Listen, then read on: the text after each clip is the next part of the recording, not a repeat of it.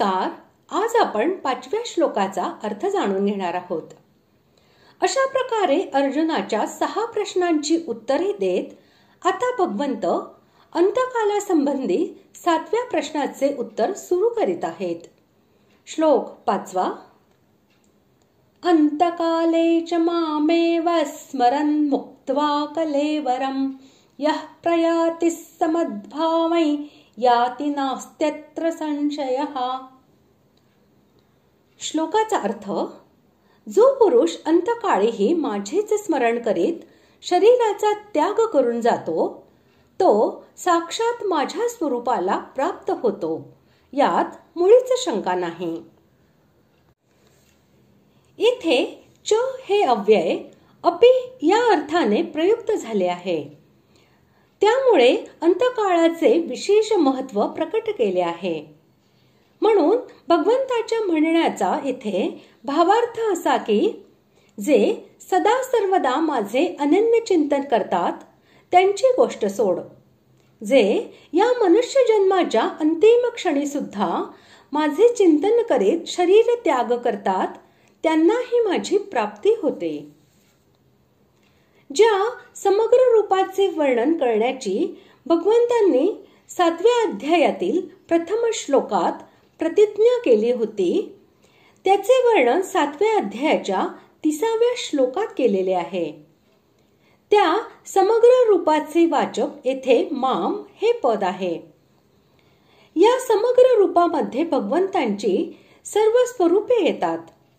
म्हणून जर कोणी एखादा एका स्वरूप विशेषाचे भगवत बुद्धीने स्मरण करेल तर तोही भगवंताचे स्मरण करतो आणि भगवंतांच्या भिन्न भिन्न अवतारांशी संबंध असणारे नाम, गुण, प्रभाव आणि लीला चरित्र इत्यादी सुद्धा भगवंतांच्या स्मरणाचे कारण होत. म्हणून त्यांची आठवण केल्याने त्यांच्या बरोबरच भगवंतांचे स्मरणही आपोआप होते. म्हणून नाम, गुण, प्रभाव आणि लीला चरित्र इत्यादींचे स्मरण करणे हे सुद्धा भगवंतांचे स्मरण होय. येथे माम आणि स्मरण यांच्यामध्ये एव हे पद ठेवून भगवंत असे सांगतात की तो पुरुष माता पिता, भाऊबंद, स्त्री, पुत्र, धन, ऐश्वर्य, मान, प्रतिष्ठा आणि स्वर्ग इत्यादी कशाचेही स्मरण न करता माझेच स्मरण करतो. स्मरण हे चित्तामुळे होते आणि एव हे पद दुसऱ्या चिंतनाचा पूर्ण अभाव दाखवून असे सुचविते की त्या पुरुषाचे चित्त फक्त एकमात्र भगवंतांमध्येच लागलेले आहे.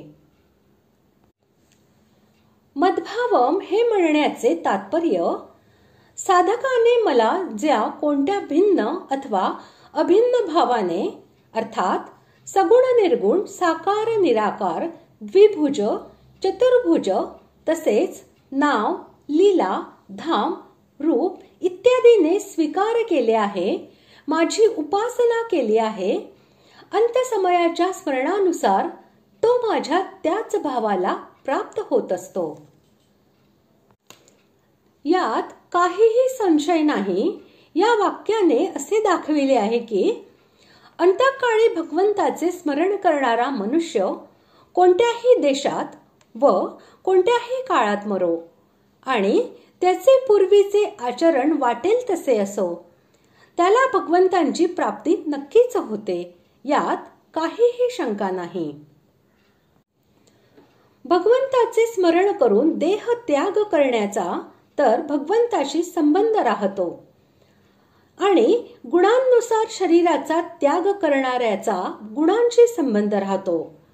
म्हणून अंतकाळी भगवंताचे स्मरण करणारे भगवंताला सन्मुख होतात अर्थात भगवंताला प्राप्त होतात आणि गुणांशी संबंध ठेवणारे गुणांच्या सन्मुख होतात अर्थात गुणांचे कार्य जन्म मरणाला प्राप्त होतात.